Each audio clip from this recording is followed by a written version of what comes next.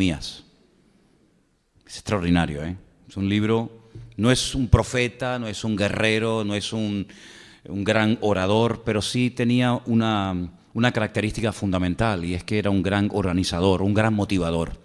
Un hombre que dejó su buena posición, su buen puesto de trabajo que lo tenía, y se va a una ciudad totalmente destruida, llena de escombros, donde todo el mundo está con una desgana y desmoralizados porque el país está totalmente en ruinas.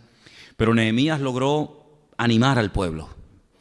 Él no fue el promotor de la reconstrucción del templo de Jerusalén, sino de las murallas, esas murallas que rodeaban la ciudad de Jerusalén, no las murallas que actualmente se pueden visitar, que algunos de ustedes las han visto y las han tocado cuando hemos ido allí, porque estas murallas que en este momento rodean a la ciudad antigua de Jerusalén fueron mandadas a construir por Sulimán el Magnífico. No son las de la época de Nehemías, pero todavía algunas partes del muro que levantó Nehemías se pueden ver, se puede visitar, ¿eh? Y no fue fácil la tarea, pero la verdad es que fue un auténtico milagro que en tan solo 52 días se lograra levantar estas murallas que servían para proteger al pueblo. Y todo el libro de Nehemías habla acerca de los inconvenientes, de los problemas, de las luchas, de las dificultades, también de las puertas abiertas que el Señor abría para que Nehemías pudiera poner en práctica esta carga, este sentir que él tenía en su corazón de ayudar a su pueblo. Y en el capítulo 13, les invito si quieren ir a él, cuando yo leía esta mañana este último capítulo de este extraordinario libro, que recomiendo su lectura, resulta que al principio aparece el nombre de un personaje que no es de la época de Nehemías, pero se menciona en el libro. Y automáticamente, tal vez por defecto profesional, comenzó a venirme toda su historia a la cabeza. Incluso me vino también un versículo en la penúltima carta del Nuevo Testamento, una epístola muy cortita que se llama Judas, donde también se le menciona. Y vamos a hablar un poquito acerca de este personaje siniestro. Su nombre en español, en la versión Reina Valera, es Balaam, en hebreos es Bilán. Después lo vamos a ver, porque incluso hasta de su propio nombre podemos aprender cosas tremendas, y lo vamos a analizar en esta tarde. Pero en Nehemías capítulo 13, versículos 1 y 2, para comenzar, dice, he aquí, perdón, me fui a otro libro. En aquel día se leyó el libro de Moisés, la Torá, los primeros 5 libros de la Biblia. Y oyéndolo el pueblo, y fue hallado escrito en él que los amonitas y los moabitas no debían de entrar jamás en la congregación de Dios. Y ahora dice ¿por qué? ¿Por qué se les prohibió para siempre la entrada de estos dos pueblos, los amonitas y los moabitas, que eran descendientes de las hijas de Lot? ¿Acordáis? Dice, por cuanto no salieron a recibir a los hijos de Israel con pan y agua, sino que le dieron dinero a Balaam para que los maldijese, mas nuestro Dios volvió la maldición en bendición. ¿Cuántos dicen amén? Fíjense, voy a leerlo otra vez, porque es un versículo muy interesante.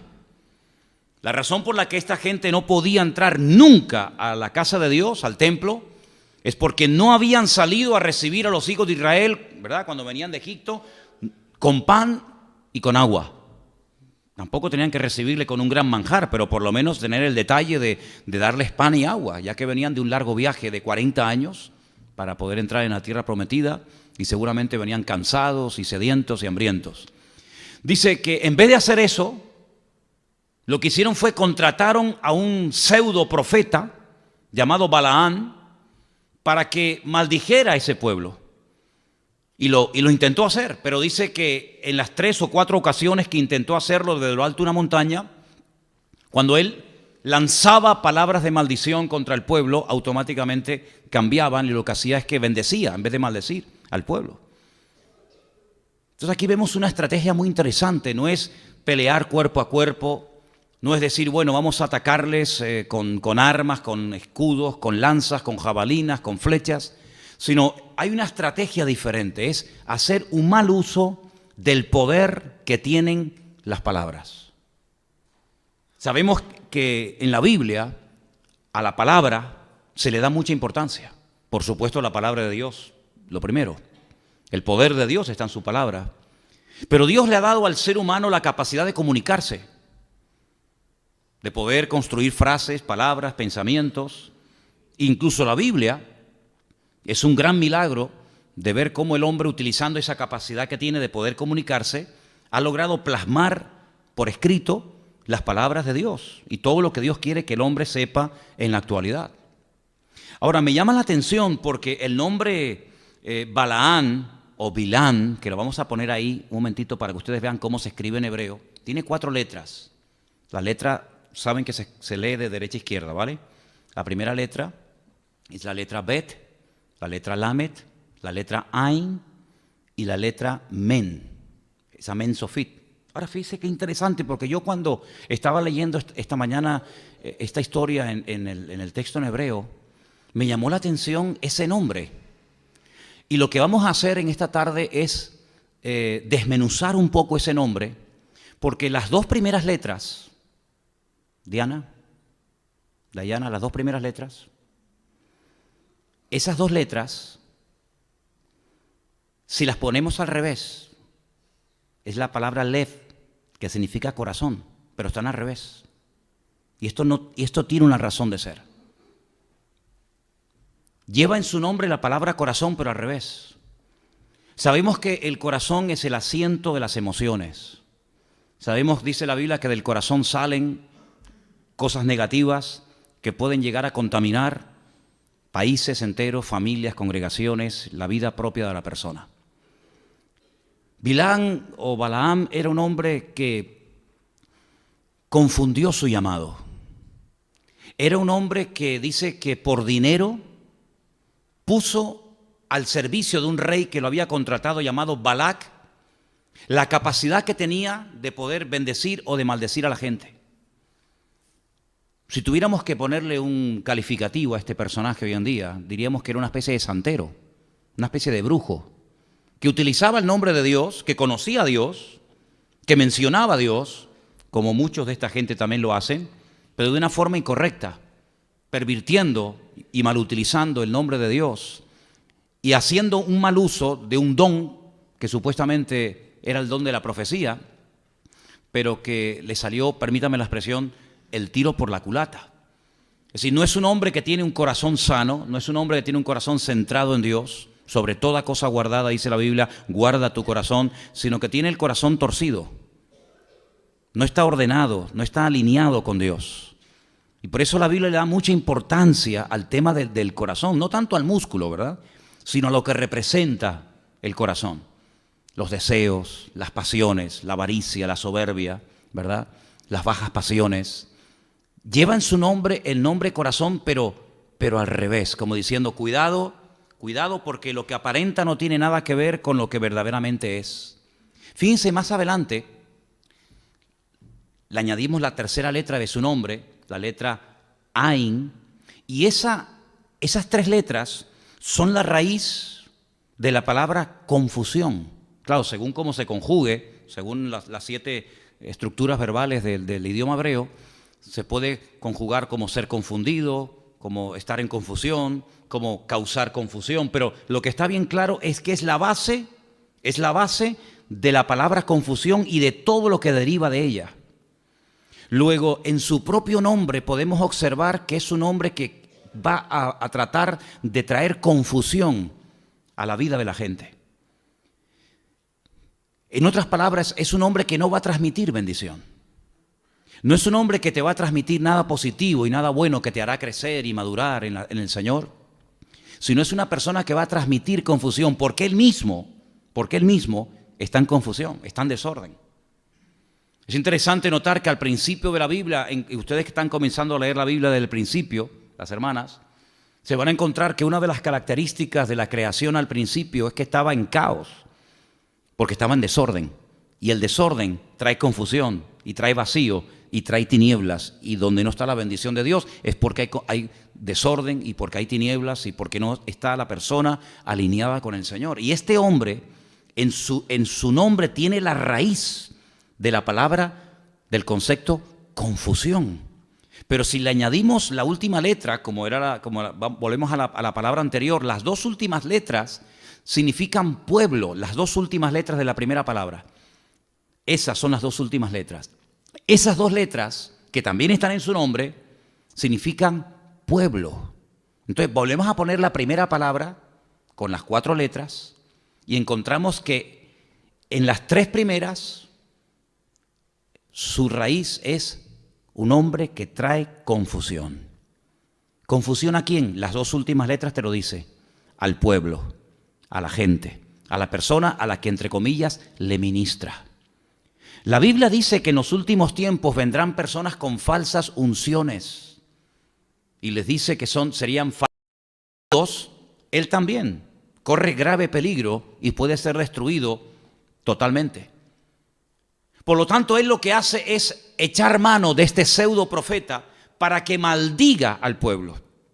Pero no solamente para que maldiga al pueblo, para que lance maldiciones que afecten la vida espiritual del pueblo, sino que además lo que hace es que se introduzca en el pueblo e intente enseñar algo que es tremendamente destructivo en cualquier sociedad. De hecho, hay imperios que han caído porque han entrado en un desorden, en una promiscuidad sexual sin precedentes.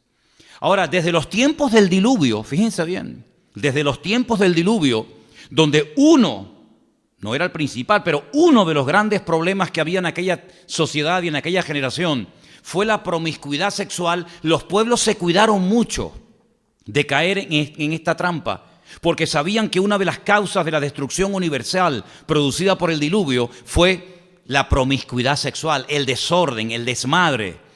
Por lo tanto, cuando Balaán aparece en escena, lo que él está tratando es de llevar a la gente al pasado, a ese desorden, porque ellos saben perfectamente que a Israel no se le puede vencer de ninguna manera en el campo de batalla, ni en las montañas, ni en el valle, de ninguna forma, porque Dios está con ellos y porque otros enemigos y pueblos más poderosos que Balac han caído. Por lo tanto, él le contrata, lo soborna, él acepta el dinero. Cuidado, porque en los últimos tiempos dice que algunos predicarán, sí, pero cuidado, pero por ganancia deshonesta. Lo harán pero por dinero. Lo harán porque si dejan de predicar son unos desgraciados que no tienen nada que hacer en la vida, pero utilizando el púlpito o el título de pastor, de obispo, de reverendo, apóstol o de lo que sea, se pegan la gran vida, pero si dejaran de hacer eso, serían unos desgraciados que no tienen ni dónde caerse muertos. Y esto es lo que hace Balaán. Balaán dice, bueno, yo quiero aprovecharme de la situación y si tengo que maldecir, maldigo. En otras palabras, yo voy a predicar, yo voy a pronunciar las palabras que él me está pidiendo que yo pronuncie. Y es interesante notar, porque una de las señales de los últimos tiempos es que muchos predicarán lo que la gente en el fondo quiere oír. Y por eso muchas veces proliferan y tienen mucho éxito lugares donde acuden multitudes de personas, pero porque no se sienten en ningún momento aludidos. En ningún momento se sienten confrontados con su desorden. ¿Por qué? Porque la persona que está predicando, la persona que está exponiendo el mensaje, en el fondo lo que está haciendo es endulzar los corazones y los oídos. Y no está trayendo verdadera palabra de Dios que confronta y redarguye, sino lo que está haciendo es decir lo que la gente en el fondo quieren oír. Que ustedes van a ser prosperados, que van a ser bendecidos, que todo le va a ir de maravilla, que el Señor está con ustedes, que nadie le podrá hacer frente en todo lo de tu vida. Y manipulan la Escritura mencionando solamente las promesas, pero olvidándose de que a veces hay un precio que pagar, que es el ponerse en orden, vivir en santidad, vivir en obediencia, para que esas promesas se hagan realidad en nuestra vida. ¿Me explico, hermanos? Ahora, en este capítulo que las acabo de mencionar en esta tarde, se menciona a Balaán como una persona que intentó maldecir al pueblo. ¿Existirá gente hoy en día así? ¿Habrá gente hoy en día que tal vez no conozcamos personalmente, o a lo mejor sí, cuyo objetivo es maldecir, tratar de dividir tu matrimonio, tratar de arruinarte la vida y de meterte en unos líos que no sabes ni de dónde vinieron ni cómo salir de ellos? Te puedo asegurar que sí, querido hermano y amigo. Te puedo asegurar que así como hay gente que son personas utilizadas por el Señor, que vienen para traer palabra y vienen y Dios los pone en tu camino para ayudarte a crecer y a madurar, te puedo asegurar de que también hay muchísima gente que se ha prostituido espiritualmente hablando y hasta por dinero o sin necesidad de recibirlo, lo que pretenden es traer maldición y desastres a los pueblos. No es nada nuevo, ni estoy diciendo ninguna cosa nueva, cuando digo que muchísimos reyes y políticos y emperadores y César, etcétera, etcétera, a lo largo de la historia han tenido siempre en su corte, siempre han tenido alrededor de ellos a estos magos, astrólogos, adivinos, sátrapas, santeros, curanderos, etcétera, etcétera, para que les ayudaran a obtener grandes batallas, para que les protegieran de males espirituales que pudieran afectarles en su vida diaria, etcétera, etcétera. Incluso hasta el día de hoy, muchísimos grandes políticos y grandes estadistas de la humanidad, de la historia, tienen a su turno, a su lado el brujo de turno que les echa las cartas, que le pronostica lo que va a pasar, lo que no va a pasar, lo que tiene que hacer y lo que no tiene que hacer. Y es un mundo tenebroso, es un mundo real, pero dice la Biblia que nosotros los hijos de Dios no tenemos que tenerle ningún tipo de temor, ni a ellos, ni al que está detrás de ellos, porque el que está en nosotros es mayor que el que viene contra nosotros. Es real, pero no tenemos que tener ningún temor siempre y cuando, escuche bien, subrayo, siempre y cuando usted esté bien alineado con el Señor, siempre usted esté viviendo en santidad, en orden, en obediencia y en victoria, y siempre y cuando usted verdaderamente sea un hijo de Dios que ama al Señor y que lo tiene a Él en su corazón. Si usted no anda en orden, usted puede ser vulnerable en cualquier momento contra estas acechanzas del diablo, dice la Escritura en Efesios capítulo 6. Ahora, quiero que vengan conmigo al libro de Números, el capítulo 22, donde se nos relata la historia de este personaje. Ahora, déjenme que les diga algo mientras lo van buscando. En Números capítulo 22 y en otros pasajes, se nos da más información sobre Balaán que, por ejemplo, sobre muchos apóstoles. Se habla más en la Biblia de Balaán que, por ejemplo, de Tomás o de Santiago, o incluso de María, la madre de Jesús, o de su padre José. Sí, hay tanta información sobre este personaje, porque hay tantas cosas que tenemos que aprender de aquí, que vamos a leerlo tranquilamente en esta noche. Números capítulo 22, dice el versículo 1, partieron los hijos de Israel y acamparon en los campos de Moab. Moab hoy en día es Jordania, ¿vale? Israel cuando venía del sur, no entró directamente por el sur de Israel, sino que dio un rodeo y se metió por el este, y del este quería entrar cruzando el río Jordán a la tierra prometida. Entonces dice que se acamparon en los campos de Moab junto al Jordán, enfrente de Jericó. Es muy bonito cuando vamos a Israel, yo llevo a los grupos al sitio exacto donde las tribus de Israel pasaron por el río Jordán, y automáticamente usted, hasta el día de hoy, enfrente ve la ciudad de Jericó. Si usted tiene Jericó enfrente suya, usted está aquí en el río Jordán y aquí detrás de usted está Moab, o lo que hoy en día es Jordania. Y ese texto, cuando usted lo lee allí, pues lo entiende mucho mejor porque lo ve realmente como era, ¿no? Versículo 2 dice, y vio Balac, hijo de Zippor, todo lo que Israel había hecho al amorreo. Ahora, me llama la atención, fíjate qué curioso. Le llamó la atención a él lo que le había hecho al amorreo. ¿Y por qué no mencionan lo que le había hecho Israel, por ejemplo, a los egipcios? Porque lo que Israel le hizo a los egipcios, en comparación a lo que le hizo a los amorreos, no tiene nada que ver. A Egipto lo dejó destruido, arruinado completamente. Mira, hasta el heredero, el hijo del faraón, murió. Las cosechas quedaron destruidas, los campos quedaron arrasados, la ganadería quedó prácticamente destruida, arrasada. El país quedó totalmente destrozado. ¿Por qué no se queda sorprendido por lo que Israel le hizo al egipcio, sino que se queda sorprendido por lo que le hace al amorreo? Bueno, primeramente, lo que Israel le había hecho cuando estuvo en Egipto fue hace 40 años. Para Balac era algo que había pasado hace mucho tiempo. Y en segundo lugar, no le afectaba tanto, porque desde donde están ahora hasta Egipto hay mucha distancia. Parece que hay ciertas cosas en la vida que, como no nos afectan, no nos ponen nerviosos. Pero cuando vemos que se acercan y nosotros también podemos ser vulnerables y podemos ser víctimas de esos problemas, como que perdemos un poco la calma. Lo que le hizo Israel a Egipto no le preocupaba, porque al fin y al cabo fue hace mucho tiempo y es muy lejos. Pero cuidado, al amorreo lo tengo al lado. Cuando vemos el hambre en otros países, bueno, decimos pobrecitos niños, ¿no? Qué lástima, cómo tienen esas barriguitas hinchadas, o cómo se mueren, o cuando vemos, ¿verdad?, las guerras en Siria o en cualquier otro país, decimos, pobre gente, cómo sufren. Pero como nos pilla tan lejos, ¿verdad? Estamos tan lejos, pues ahí seguimos con esa cosa tremenda de estar viendo la televisión y comiendo y viendo todas esas desgracias, ¿no?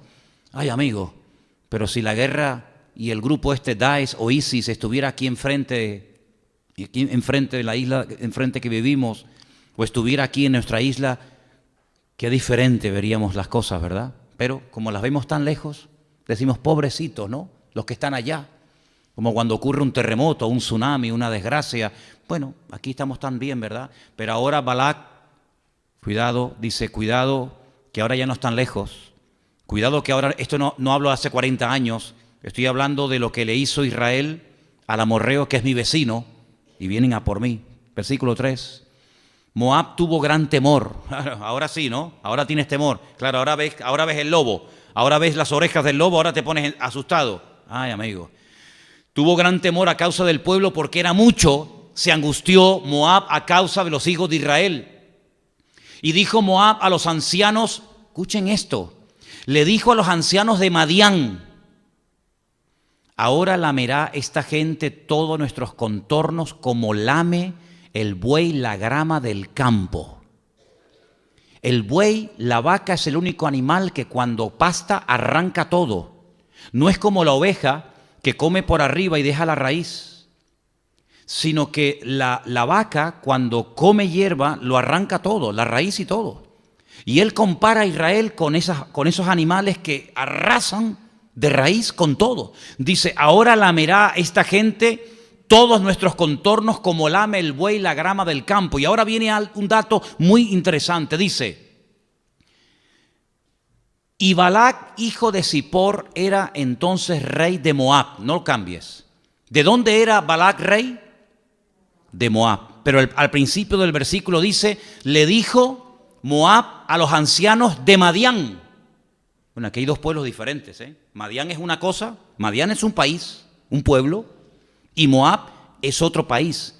Yo no sé cómo está usted de conocimiento de la Biblia, pero usted puede llegar a la conclusión de que estos dos pueblos, Moab y Madián, se odiaban, se mataban entre ellos. Pero ahora tienen un enemigo en común. Ahora Madián y Moab tienen que unirse porque el enemigo Israel es más fuerte que los dos. Por lo tanto, si seguimos peleándonos entre nosotros, tanto tú como yo, vamos a ser destruidos. Lo que vamos a hacer es llevarnos bien, hacer una especie de pacto de no agresión y unirnos porque viene un enemigo más fuerte que nosotros, que es Israel, y como no nos unamos, nos van a destruir. Después hablaremos de esto. ¿Por qué se unió a Madián y no se unió, por ejemplo, a otro pueblo? Vamos a verlo después. Versículo 5. Por tanto, envió mensajeros a Balaam, hijo de Beor, en Petor, que está junto al río en la tierra de los hijos de su pueblo, para que lo llamasen diciendo, un pueblo ha salido de Egipto y he aquí cubre la faz de la tierra y habita delante de mí. Ahora, vamos a pararnos en este texto. Él envía mensajeros a este personaje siniestro llamado Balaam, que dice que es hijo de un tal Beor, y lo manda a Petor. ¿Por qué menciona el sitio donde él vivía? ¿Qué más da donde viviera Balaam? ¿Por qué menciona a Petor? Miren, a usted le suena la palabra cambista, ¿verdad? ¿Sí o no? Dice la Biblia que cuando Jesús entró al templo, ¿sí o no? Estaban allí ¿quiénes? Los cambistas. ¿Y quiénes eran los cambistas? Eran personas muy solicitadas porque eran personas que tenían continuamente mucho trabajo, porque la gente cuando iba a comprar o a vender mercancías tenían que cambiar a los cambistas las monedas ¿verdad? Para poder comprar o vender mercancías. Y entonces en hebreo la palabra cambista es la palabra shulhan, shulhaní, que viene de la palabra shulhan, que significa mesa. Ellos se ponían en una mesa y ahí tenían las distintas monedas que cambiaban a la gente cuando venía de otros pueblos y que querían comerciar o comprar o vender mercancías. Pero esa palabra petor es una palabra aramea que viene de la palabra petorá, que significa cambista o significa mesa. Petor, el pueblo donde él vivía, es el nombre de a lo que él se dedicaba. Era un hombre, Balaam no era un desconocido. Fíjese quién lo quiere contratar. Lo quiere contratar un rey. Si un rey quiere contratar a un santero, tiene la capacidad y el poder económico y la autoridad para contratar al mejor, ¿sí o no? ¿Sí o no? No va a contratar a un mequetrefe que nadie lo conoce. A alguien que dice, bueno, ¿y este quién es? No, este no. No, él va a un lugar donde hay una persona públicamente conocida, muy solicitada, y él va a contratar al mejor, y el mejor se compara con un cambista. La palabra petor significa cambista en arameo, como dando a entender de que era muy solicitado en sus servicios. En otras palabras, Balaam, cuando fue a maldecir al pueblo de Israel, Balac tenía la seguridad de que aquel negocio iba a salir bien porque había contratado al mejor brujo de la época, que además él creía que era un profeta. Es decir, aquí hay un ambiente espiritual muy turbio, aquí hay un trasfondo espiritual muy extraño, y aquí lo que se pretende es mover el mundo espiritual, ponerlo a tu favor para que este pueblo no avance y venga y destruya mi tierra, mi país y mi persona. Ahora, el hombre siempre ha echado mano del mundo espiritual para obtener favores, para tener paz, para recuperar al marido que se fue con otra, o para que el niño que se fue de la casa y no sabe dónde está metido o qué rayo está haciendo, vuelva otra vez a la casa. O para que aquella deuda que tengo la pueda terminar de pagar, o para que aquello que tengo endeudado o hipotecado lo pueda. Y el hombre siempre ha tratado o de recurrir a la quiromancia o a la necromancia o a cualquier arte mágico con tal de que la vida le sonría y con tal de que la vida le vaya bien. Y aquí vemos a un rey llamado Balac que dice, yo tengo un problema que con todo el ejército que tengo no puedo resolver. Aquí el rey Balaam se da cuenta de que hay un trasfondo espiritual que se le escapa de sus manos, pero él quiere manipularlo. Él quiere contratar y poner a un hombre llamado Balaam a su favor para que maldiga espiritualmente a este pueblo, para que cambie la situación espiritual y física del pueblo. Sin embargo, la palabra de Dios nos enseña que a pesar de que este hombre fue sobornado, no pudo hacer absolutamente nada para poder maldecir al pueblo de Dios, porque ningún arma forjada que se levante contra un hijo de Dios prosperará. ¿Cuántos dicen amén? Ninguna. Ahora usted tiene que partir de la base, lo creas o no, sí, lo que tú crees en este sentido no afecta a la realidad. Hay otras cosas que sí, pero en este sentido, lo que te voy a compartir ahora, lo creas o no lo creas, la realidad sigue siendo la misma. El mundo espiritual es tan real como la silla en la que usted está sentado en esta noche. Es más, este mundo en el cual vivimos es simplemente una sombra de una realidad que sus ojos no ven, pero que es tan real como la silla que usted está sentado en el día de hoy. ¿Por qué? Porque el mundo espiritual en la Biblia es perfectamente descrito para que no seamos tan torpes, para que no seamos ignorantes y nos demos cuenta de que incluso hasta el Dios en el cual creemos los cristianos se mueve en un mundo espiritual que no vemos. Nosotros creemos por fe, no por vista. Por eso la Biblia dice que somos bienaventurados, porque bienaventurados son los que creyeron y no vieron. Nosotros creemos en un Señor Jesucristo que decimos que ha cambiado nuestra vida, pero que nunca hemos visto. Nosotros creemos en un cielo y esperamos ir a un cielo que nunca hemos visto. Nosotros creemos en un infierno, en una condenación eterna que no hemos visto, pero que creemos por fe que existe. Nosotros creemos en ángeles que nunca hemos visto, aunque yo una vez vi uno, pero que son tan reales como la vida misma. Y por lo tanto lo que estamos viendo en este pasaje, en esta noche, es que este rey sabe perfectamente que si uno logra moverse en ese terreno espiritual y ponerlo a tu favor, él cree que puede obtener grandes victorias. Pero nunca nadie que se ha metido en el mundo tenebroso de la brujería, de la hechicería y de todas estas artes mágicas, nunca ha salido bendecido, sino siempre ha salido peor de lo que entró. Porque el diablo es un ladrón que aparentemente le da a la persona lo que quiere, pero que después te pasa la factura y nunca jamás el hombre tiene capacidad de pagarle la factura al diablo. Porque es un ladrón que viene a hurtar, a matar y a destruir. Puede ser que durante un tiempo te sonrían las cosas y, ay, mira, lo recuperé. Ay, qué bien, pude conseguir aquello. Ay, qué bien, pude conseguir aquello otro. Pero no te olvides de que el precio que tendrás que pagar a corto y a largo plazo va a ser terrible.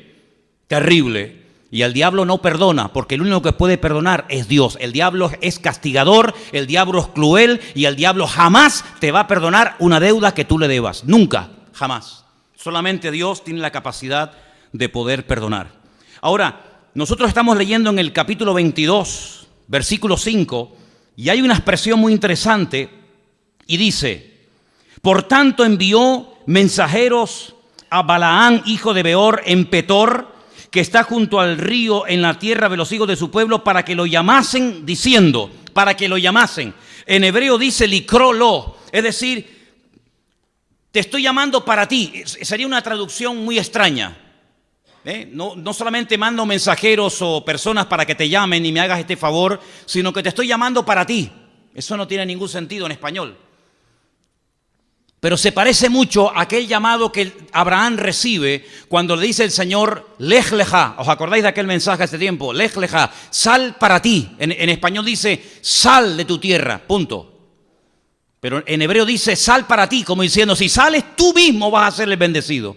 Es decir, sal porque el beneficio de salir es para ti, no es para mí. Y aquí está haciendo ese juego de palabras el rey Balac con Balaán. Y le dice, te estoy llamando para ti, es decir, tú vas a ser el beneficiado.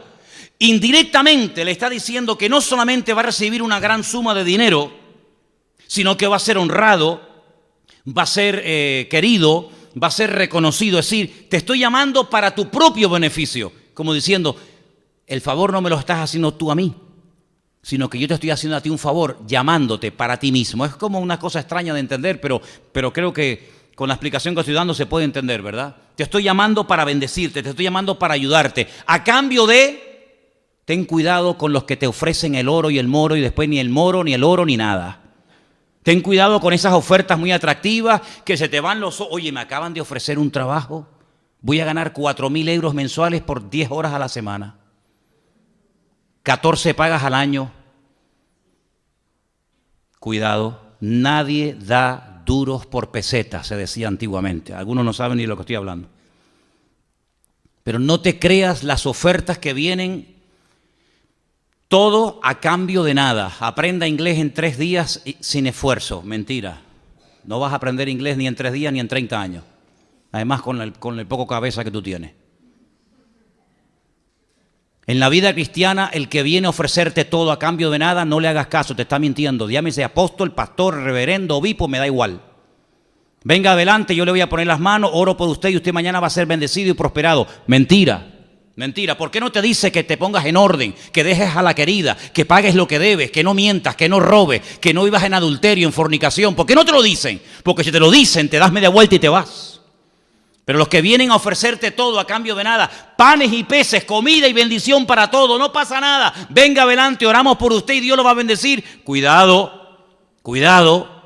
Había momentos en los que al mismísimo Señor Jesucristo se le iba la gente. Al mismísimo Señor Jesucristo, el mejor predicador, el mejor evangelista, el mejor pastor, el mejor maestro de la época, la gente se le iba ofendida porque no le hacía gracia lo que estaban escuchando. Y se lo decían al maestro.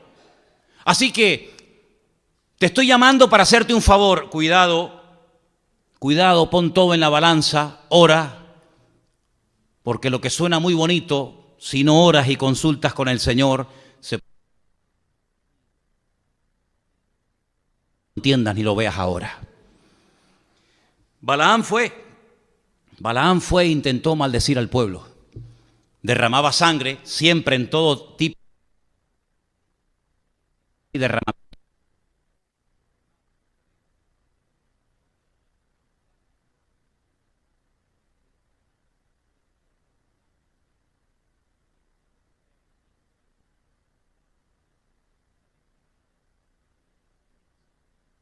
Que cuando el rey Balac quiere contratar los servicios de este pseudo profeta llamado Balaam, no envía gente de su reino sola, sino que dice que envió mensajeros, también los mandó con ancianos de Madián.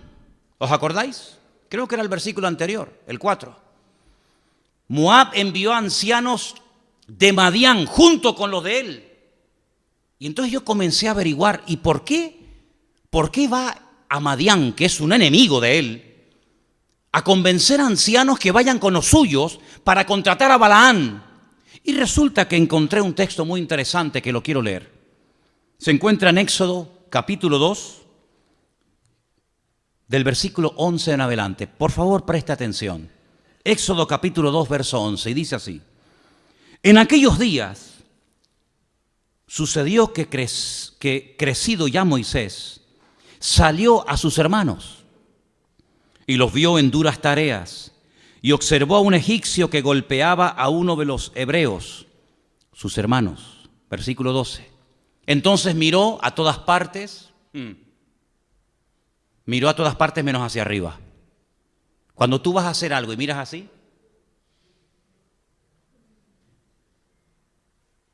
no me está viendo nadie y lo hago, cometiste un error. Al que tenías que haber mirado era así. Y el gran problema es que muchas veces para pecar y para hacer ciertas y determinadas cosas en la vida, miramos así. Cuando aprendas a levantar la vista y a mirar a Dios, no te va a hacer falta mirar así, porque solamente sabiendo que Él te está viendo, no hace falta ni que esté acompañado ni que esté solo. Porque aunque nadie te vea, hay un ojo que siempre te ve y son los ojos del Señor. Él miró a todas partes, vio que no había nadie y entonces, ¿qué pasó? Mató a un egipcio. Ay, amigo, mató a una persona y lo escondió en la arena. Lo escondió en la arena. Pero vamos a ver, ¿tú te crees que por esconder a un egipcio en la arena, Dios no lo va a encontrar? Dios no sabe lo que ha pasado aquí. ¿Tu pecado va a pasar desapercibido? Qué tremendo, ¿no? Qué tremendo. La Biblia nos enseña, estoy preparando un mensaje sobre eso, que la vida de algunas personas están escritas en la arena, otras personas están escritas en piedra. Ahora pueden entender por qué el Señor escribía en la arena, porque dice la Biblia que hay algunas personas que su vida está escrita en la arena y otro está escrito en piedra, pero eso es un tema para otro día. Pero dice que al mirar de todas partes, mató al egipcio, lo escondió en la arena, y al día siguiente, 24 horas más tarde, salió y vio a 2 hebreos que reñían. Entonces dijo al que maltrataba al otro: ¿por qué golpeas a tu prójimo? Y él le respondió: ¿quién te ha puesto a ti por príncipe y juez sobre nosotros? ¿Piensas matarme como mataste al egipcio? Entonces Moisés tuvo miedo, amigo, y dijo: ciertamente esto ha sido descubierto. Verso 15. Oyendo Faraón acerca de este hecho, procuró matar a Moisés, pero Moisés huyó delante de Faraón y habitó en la tierra de Madián. Ay, ahí está otra vez. Hemos leído en Números 22 que los ancianos de Moab se juntaron con los ancianos de Madián para ir a contratar a un tal Balaam, hijo de Beor, que vivían peor. Y entonces resulta que Moisés, cuando mata al egipcio y huye al desierto, donde se refugia durante 40 años, y allí se casa, y allí es muy conocido porque se casa con un sacerdote que vivía en Madián llamado Jetro, resulta que él huye a un lugar del desierto llamado Madián. Qué curioso. Y entonces dice aquí, en el versículo 15, oyendo Faraón acerca de este hecho, procuró matar a Moisés, pero Moisés se fue de delante de Faraón, habitó en la tierra de Madián, y estando sentado junto al pozo, 7 hijas que tenía el sacerdote de Madián vinieron a sacar agua para llenar las pilas y dar de beber a las ovejas de su padre. Mas los pastores vinieron y las echaron de allí. Entonces Moisés se levantó y las defendió y les dio de beber a sus ovejas. Y volviendo ellas a Reuel su padre, él les dijo: ¿por qué habéis venido hoy tan pronto? Y ellas respondieron: porque un varón egipcio nos defendió de la mano de los pastores y también nos sacó el agua y dio de beber a las ovejas. Y dijo a sus hijas: ¿dónde está? ¿Por qué habéis dejado a ese hombre? Llamadle para que coma. Versículo 21. Moisés convino en morar con aquel varón y él le dio su hija Séfora por mujer a Moisés. Ella le dio a luz un hijo y él le puso por nombre Gersón, porque dijo: forastero soy en la tierra ajena. 40 años vivió Moisés en Madián, 40 años. Si tú vives un año en un barrio, si tú vives un tiempo en una zona, lo más probable es que tú conozcas a mucha gente de esa zona y mucha gente de esa zona te termine conociendo a ti. Sal, por ejemplo, por la calle esta y pregunta: oye, la iglesia evangélica que hay por aquí, todo el mundo, sí, mira, ahí te va a decir. ¿Por qué? Porque ya nos conocen. Está la guardería, la farmacia, la iglesia, el bar. Somos como parte del mobiliario de la calle, ¿no? Moisés fue un hombre tremendamente conocido, no solamente por lo que hizo, se enfrentó a un montón de hombres él solo. Se casó con el sacerdote de Madián, un hombre muy respetado y querido y conocido. Tuvo hijos allí, uno de ellos se llamó Gersón y vivió allí 40 años. Lo conocía todo el mundo. Moisés marcó una diferencia. Moisés era un hombre muy conocido en Madián. Cuando ya tiene 80 años, Dios lo llama, vuelve a Egipto y saca al pueblo de la esclavitud. Y todo lo que Moisés hizo, prácticamente el 90% de las cosas que Moisés hizo, las hizo por el poder de la palabra. Moisés hablaba y las cosas cambiaban de una forma tremenda. Balac dice: en Madián vivió un hombre tremendamente poderoso que cuando hablaba al mismísimo Faraón, cuando hablaba las cosas cambiaban. Mira tú por dónde este hombre, movido por esto, reúne a los ancianos de Madián que conocían perfectamente el estilo de vida y el poder de la palabra que tenía Moisés, porque el poder de la palabra es sinónimo al poder en oración, es lo mismo en hebreo, poder en palabra y poder en oración es lo mismo. Era un hombre poderoso en palabras y en hechos, dice la Biblia, era un hombre poderoso en oración y en acciones. Y por lo tanto Balaam era un hombre aparentemente poderoso en palabras, poderoso en oración, no a Dios, sino sabe Dios a quién, y por eso él lo contrata para que maldiga al pueblo. Pero sabemos por el resto del capítulo 22 que todo lo que hizo fue totalmente vano e inútil y una pérdida de tiempo. Porque la palabra de Dios nos enseña que los hijos de Dios estamos protegidos de noche y de día por las manos de nuestro Dios. Ahora, Balaam está en lo alto de una montaña, tratando de maldecir al pueblo. En el valle está Israel acampado en las tiendas. ¿Sabía Israel que Balaam estaba en lo alto de una montaña tratando de maldecir sus vidas? Probablemente no lo sabían. Como hay muchísimas cosas que tú y yo no conocemos, pero no importa. Dice la Biblia que incluso durante la noche el ángel del Señor acampa alrededor de los que le temen y los defiende y los protege de noche y de día. Por lo tanto, no tenemos que tener ningún tipo de temor a nada ni a nadie. ¿Cuántos dicen amén? Porque ya lo han intentado, hermanos. No es nuevo lo que estoy diciendo. Ya lo han intentado y han salido, permítame la expresión, con el rabo entre las patas. Porque el enemigo es tan tosudo, y cree que intentándolo otra vez, y ahora otra vez, y ahora por este lado, y ahora por el otro lado, en algún momento tendrá éxito, pero el enemigo es un ser derrotado, vencido, con herida de muerte desde que Cristo lo venció en la cruz del Calvario. Y ha puesto poder y autoridad sobre nuestra vida para que podamos estar por encima de todo ataque del enemigo y vivir las 24 horas del día en victoria. ¿Cuántos dicen amén? En el libro de Nehemías, que lo acabo de terminar de leer hoy, en el capítulo 13, que es el último capítulo, encontré todo esto, hablando de Balaán, de este personaje terrible, que es el único hombre que, dice la Biblia, que un día se le presentó un ángel cuando iba montado en su mula. La mula lo vio al ángel, pero él estaba tan ciego espiritualmente hablando y físicamente también, que dice la Biblia, que no veía al ángel que estaba delante. ¿Tú tienes los ojos de la mula o tienes los ojos de Balaam? Porque dice la Biblia que Balaam no veía al ángel delante de su presencia, delante del camino, pero la mula sí lo veía. ¿Sabes una cosa, hermano? Yo creo que era más torpe Balaam que la mula que montaba.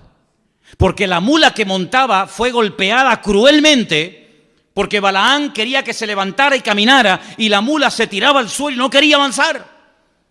Hasta que la mula le dijo, ¿por qué me golpeas?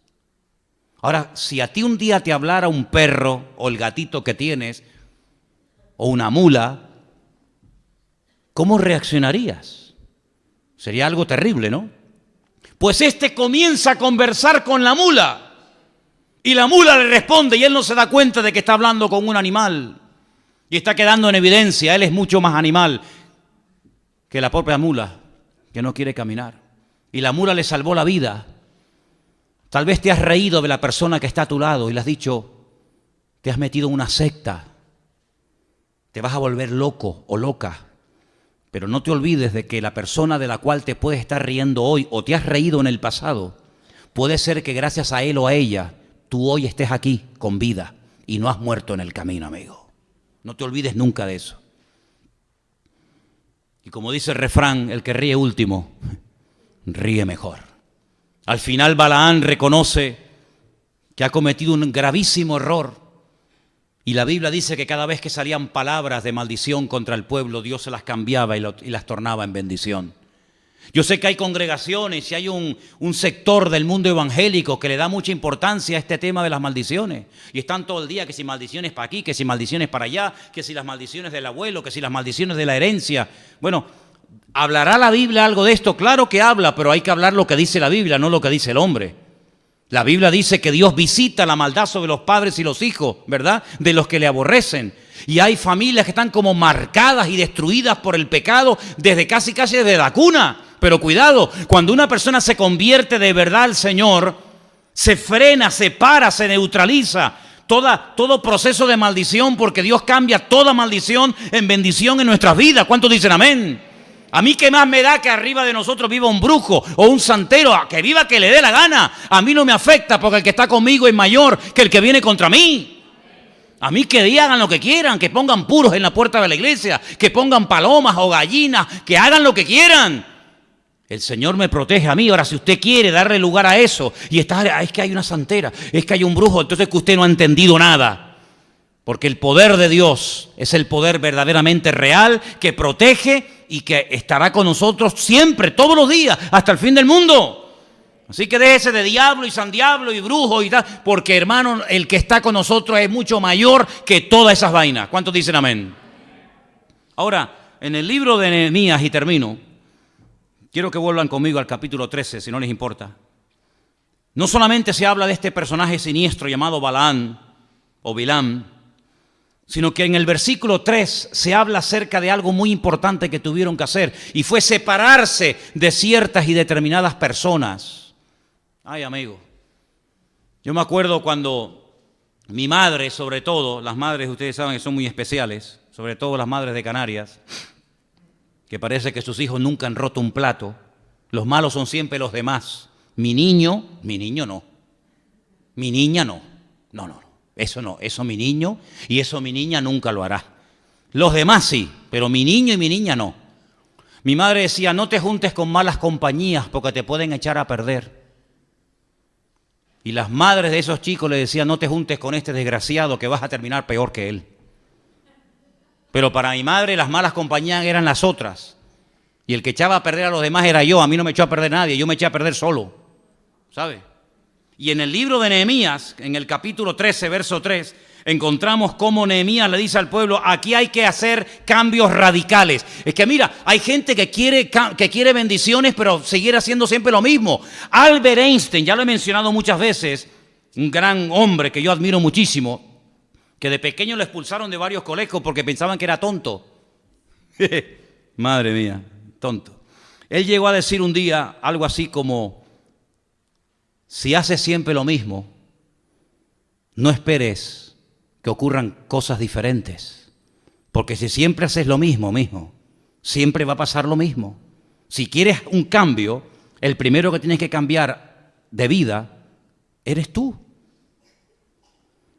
Y el pueblo no levantaba cabeza, no porque Dios fuera cruel, no porque Dios fuera malo o injusto, sino porque hay cosas que ha dejado bajo nuestra responsabilidad. Me hace mucha gracia cuando gente que dice que son ateos, que no creen en Dios, cuando ocurre una desgracia, dicen, ¿y cómo Dios ha permitido esto? ¿Cómo que Dios ha permitido esto? Si Dios no existe. Dios no existe. ¿Cómo que Dios lo ha permitido? Eso no lo ha permitido Dios ni nada. Esto ha ocurrido por casualidad. Porque si Dios no existe ni para esto, ni para aquello, ni para nada. O Dios solamente no existe cuando las cosas se producen de una forma diferente. Si no existe, aunque haya una tragedia, Dios no tiene nada que ver. Pero sin embargo la Biblia nos enseña que hay cosas que ocurren por nuestra culpa. Porque si tú eres infiel a tu mujer, no le eches la culpa a Dios. Si tú te pones en una carretera borracho a 200 kilómetros por hora, no le eches la culpa a Dios. Si tú te metes en el mundo de la droga, del alcohol y de la brujería, etcétera, etcétera, y después te va mal la vida y te enferma, no le eches la culpa a Dios. Asume tus responsabilidades personales. Que ser creyente no significa ser un robot. Yo tengo la obligación de pagar los impuestos y de decir la verdad y de vivir una vida ordenada. Es mi responsabilidad como ser humano. Y Nehemías, una de las cosas que le decía al pueblo, miren el versículo 3, les decía, cuando oyeron pues la ley, se separaron los de Israel de los mezclados con los extranjeros. Es decir, en aquellos tiempos estaba totalmente prohibido que ustedes, pueblo de Dios, emparenten, se casen, tengan relaciones con otros pueblos que les van a terminar contaminando a ustedes. Yo, saben que lo he dicho muchas veces, y es una cosa misteriosa. ¿Cómo es posible que una manzana podrida eche a perder 100? Es que es una cosa increíble, porque dice, bueno, pero son 100 contra una. ¿No pueden las 100 hacer que la podrida se sane? Pues no pasa eso. Rebélese contra la naturaleza, proteste contra Dios, contra lo que usted quiera, pero la realidad es la realidad. Una manzana podrida, una papa podrida, una fruta en malas condiciones, echa a perder las sanas. Bueno, pues espiritualmente hablando pasa lo mismo. Si usted se junta en un ambiente incorrecto, lo más probable es que ese ambiente termine a usted cambiándolo y no usted ese ambiente cambiándolo a usted, porque es así. Por eso dice la Biblia que la luz no se puede mezclar con las tinieblas. La sal separada funciona. Si la mezcla con azúcar, echa a perder lo uno y echa a perder lo otro. Hay cosas que no se pueden mezclar en la vida. No se pueden mezclar en la vida. Y por eso Nehemías le decía, mira, si quieren prosperidad nacional, si quieren puestos de trabajo, si quieren bendición, si quieren prosperidad, si quieren salud, si quieren tener al enemigo a raya, ustedes tienen que tomar la decisión radical y dolorosa, porque todo lo que cuesta pues duele, ¿verdad? Y hay un valor que pagar. Tienen que separarse de personas con las cuales ustedes se han juntado, que los han terminado contaminando y cambiando vuestra forma de vivir. Y mira quién menciona. Yo leía hoy y decía, madre mía, fíjate lo que dice este hombre. Dice, un poquito más adelante, cuando habla acerca de Salomón, versículo 26, ¿no pecó por esto Salomón, el rey de Israel? Fíjate a quién menciona, un hombre sabio, un hombre tremendo, hijo del rey David. ¿No pecó Salomón al hacer esto? Bien que en muchas naciones no hubo rey como él, que era muy amado de su Dios, y Dios lo había puesto por rey sobre todo Israel. Aún a él le hicieron pecar las mujeres extranjeras. Aún a él. Y a nosotros no nos van a desviar el corazón estas personas. Por lo tanto, dijo, si quieren ir en serio, tienen que separarse de estas relaciones que no son correctas. Y cuidado, muchos de esos matrimonios ya llevaban años viviendo juntos, No es que se habían conocido la semana pasada. Y ya tenían muchos hijos. Y Nehemías dijo, si van en serio, aquí se tiene que producir hoy una separación. Y dice que la gente lloraba, tremendo. Y algunos no querían hacerlo. Y dice que Nehemías se lanzaba contra ellos y les sacudía y les exhortaba diciendo, o vamos en serio o vamos otra vez a volver a la ruina como nuestros antepasados estuvieron en la ruina. Porque hay países que están en la ruina con lo ricos que son. Estoy diciendo algo nuevo. Estoy diciendo algo que nadie ha dicho nunca, por favor. Porque hay países, usted sabe, países tremendamente ricos, que no levantan cabeza, no hay forma, están como bajo maldición, están pero que no levantan cabeza, con unos recursos naturales alucinantes, con oro, con plata, con hierro, con agua, con todo. Y no hay forma de que levanten cabeza, ¿por qué? Porque le han dado las espaldas a Dios, o no lo ves, o no lo entiendes. Países, ¿cómo puede ser que África esté como esté? ¿Cómo puede ser que Venezuela esté como esté? ¿Cómo puede ser que países riquísimos, hermosos, grandes, preciosos, que tienen de todo y no tienen de nada? Y te vas a Suiza, yo estuve la semana pasada en Suiza. ¿Qué tiene Suiza, hermano? ¿Qué tiene Suiza? ¿Chocolate? ¿Chocolate? Que encima ni lo plantan, porque en Suiza no hay tierra para plantar, todos son montañas, y montañas, y montañas. Y tú dices, ¿pero qué tienen los suizos? Chocolate y relojes, y bancos. No tienen nada más, no tienen nada. Y tú dices, ¿pero cómo puede ser esta gente sin petróleo, sin hierro, sin diamantes, sin nada? Sean los más ricos del mundo. Y esta gente que tiene, y tiene, y tiene, y tiene, y no tiene ni para comer. ¿Cómo puede ser eso? Entonces Nehemías le dice, ¿ustedes no se dan cuenta de que los pueblos son el resultado de su relación con Dios? ¿Por qué está España como está? Que no levanta cabeza, que está en coma. España está en coma, hermano. ¿Por qué no levanta cabeza? Pero ¿cómo va a levantar cabeza con todas las barbaridades que este país ha aprobado? Yo no sé todavía cómo el Señor es tan misericordioso que manda la lluvia. De verdad te lo digo, porque la lluvia es un regalo del cielo, el hombre no la puede producir. Yo no sé todavía cómo Dios todavía tiene misericordia de este país y todavía le manda la lluvia. Porque la verdad es que no nos merecemos ni una gota. Ni una gota. Después dice otra cosa que hicieron, habían abandonado las cosas de Dios, versículo 10. Entonces, asimismo, las porciones que eran para los levitas no se las habían dado.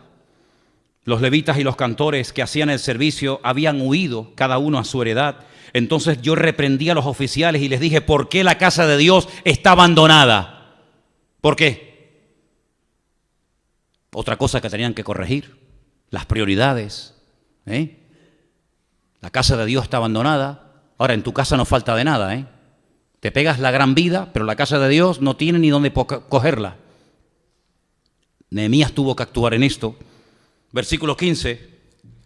Profanación de un día que ellos sabían que no podían trabajar. En aquellos días yo vi en Judá algunos que pisaban en lagares en el día de reposo. Se ponían a trabajar. Y que acarreaban haces y cargaban asnos con vino y también uvas, higos y toda suerte de cargas y que traían a Jerusalén en el día de reposo y los amonesté acerca del día en el que vendían sus provisiones. También había en la ciudad tirios que traían pescado y toda mercadería y la vendían en los días de reposo a los hijos de Judá y Jerusalén. Y les reprendí y les dije, ¿qué cosa mala es esta que hacéis profanando el día de reposo? Es decir, ya no había respeto por las cosas de Dios como hoy en día. ¿Hay respeto por las cosas de Dios hoy en día? En los carnavales hay gente que se disfraza de Jesucristo. Homosexuales que se disfrazan con la cruz, con la túnica, con la corona de espinas de Jesucristo. Y hacen una parodia de los discípulos de la Santa Cena. Eso es un sacrilegio, eso es una vergüenza. Estos desgraciados de Podemos, que son todos una partida de demonios, que Dios nos libre de esta gentuza, se meten en iglesias, con las cuales yo no comparto su doctrina, pero una cosa es que no comparta su doctrina y otra cosa es que falta el respeto, caramba. No le hagas a los demás lo que no quiera que te hagan a ti. Pues han sido capaces de meterse en iglesias católicas, profanando una misa. ¿Total para qué? Absolutamente para nada. Esto es lo que hacía la gente, profanaba las cosas de Dios, profanaba los lugares santos. Se ha perdido el respeto completamente. Tú no puedes entrar a una mezquita, tú no puedes entrar a una misa, tú no puedes entrar a una sinagoga, como se hizo en Venezuela y se quemaron los rollos de la Torá y se defecó encima de ellos, como se hizo en la época de Chávez. Hay cosas que no se pueden hacer bajo ningún concepto, hay unos mínimos. Y cuando se rompen esos mínimos, las maldiciones que vienen sobre esos pueblos, y si no, mira cómo están, caramba, mira cómo está esa gente. No levantan cabeza, ¿por qué? Porque cuando se mete uno con el hombre, pues bueno, a ver quién puede más. Pero cuando te metes con Dios, amigo, y cuando te metes contra el pueblo de Dios, eres hombre muerto. Y si no, miren, no llegó ni al año el que había maldecido al pueblo de Dios. No llegó ni al año.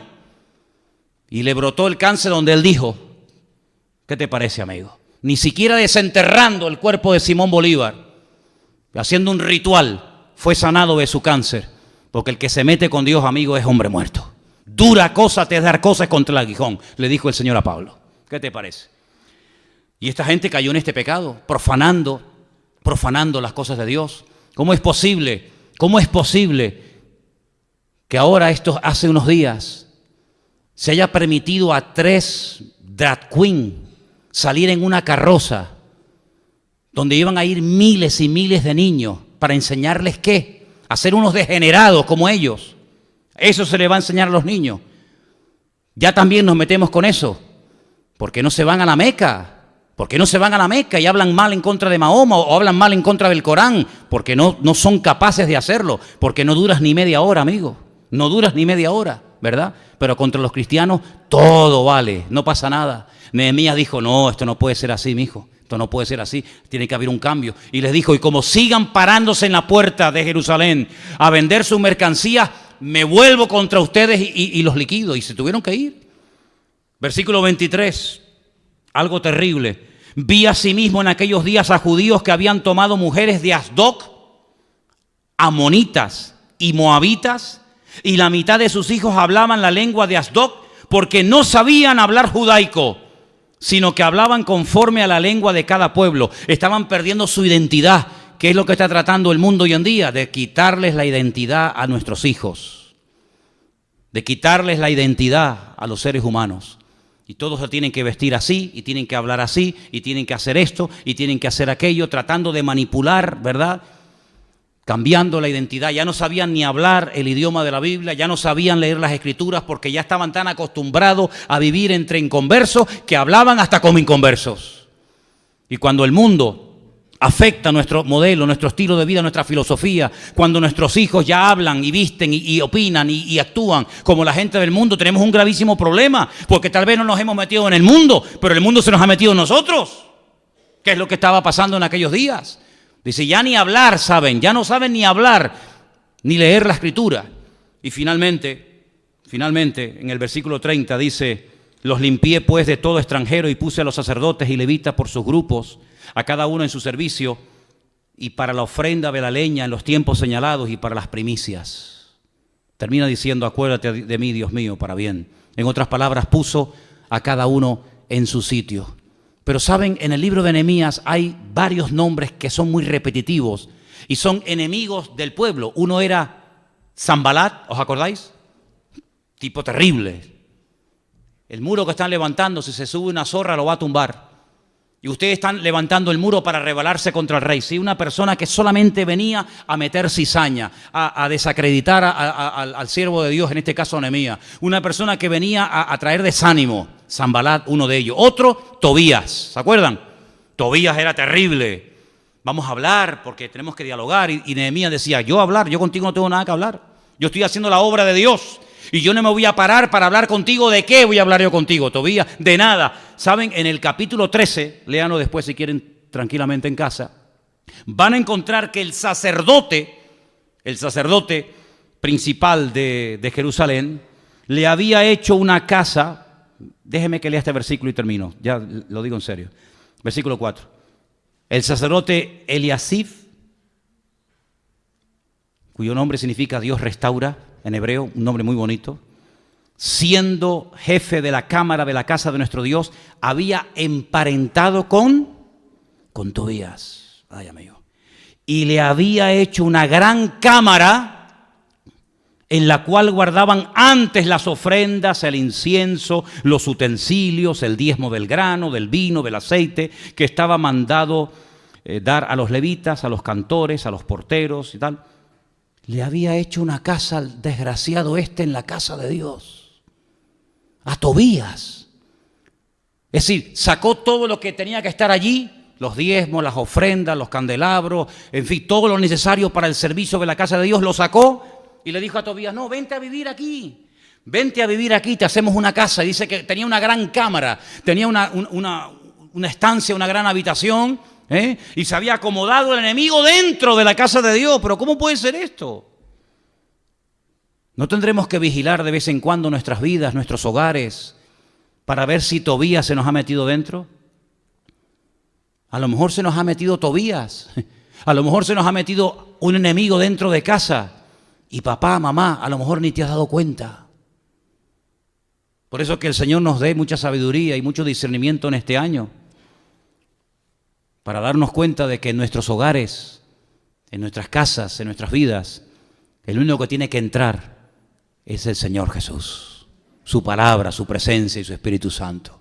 Y en el momento en que haya un Tobías, en el momento en el que haya un enemigo, algo contrario al Señor, yo tengo que sacarlo de aquí, porque mi casa tiene que ser un lugar donde haya bendición, y para que la bendición esté tiene que haber orden en mi casa. Por eso yo lo dije el año pasado y lo vuelvo a decir hoy: dé una vueltita por la casa. A lo mejor hay alguna cosita en casa que dice: bueno, ¿y esto qué pinta aquí? Que este panzudo, gordo, calvo, feo, ¿quién es? No, este es Buda. Este no tiene que estar aquí. Este tipo no representa nada bíblico.